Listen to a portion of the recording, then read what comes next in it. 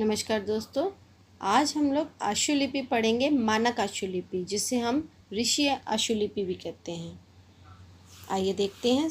बिल्कुल स्टार्टिंग से आपको पढ़ाऊंगी आज मैं, फर्स्ट चैप्टर से। अध्याय 1 में आप देखिए सबसे पहले कि हमारा आशुलिपि है क्या। उच्चारित ध्वनियों को तीव्र गति से लिखने की कला को आशुलिपि कहते हैं। सबसे पहले हमें यही पता होना चाहिए कि आशुलिपि है क्या। जब हम कोई चीज़ को सुनते हैं, कोई आवाज़ सुनते हैं, उसे हम एक तीव्र गति से लिखने की कोशिश करते हैं, उसी को कुछ चिन्ह के द्वारा प्रस्तुत करते हैं। जैसे यहाँ पर देखिए, यहाँ पर कुछ चिन्ह बने हुए हैं। ये जो है यही हमारी आशुलिपि है। यहाँ पर हमें समझना है सबसे पहले स्वर और व्यंजन। स्वर आपको पता है, स्वर क्या होते हैं। स्वर है हमारे अ आ इ ई उ। व्यंजन हमारे बाकी सभी व्यंजन होते हैं 21।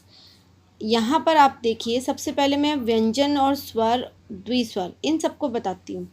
द्विस्वर समझिए। द्विस्वर क्या होते हैं, सबसे पहले जिसमें दो स्वरों की आवाज़ आती है। जैसे कि आओ, आओ में दो स्वर आते हैं, आ ओ, दो स्वर की आवाज़ आती है। स्वर मैंने आपको बता दिया। अब आते हैं व्यंजन पे, जो कि हमारे 31 व्यंजन हैं। आइए इसको समझते हैं।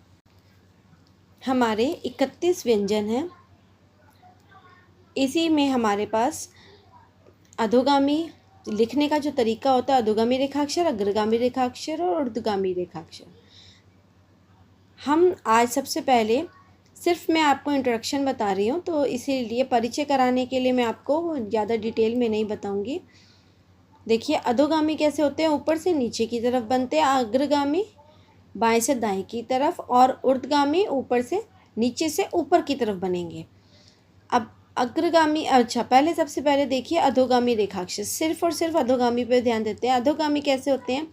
अधोगामी हमारे पास 3 तरह के बनते हैं। जैसे स्ट्रेट स्ट्रोक, यानी कि ऊपर से नीचे की दिशा में और बिल्कुल सीधे। ये देखिए,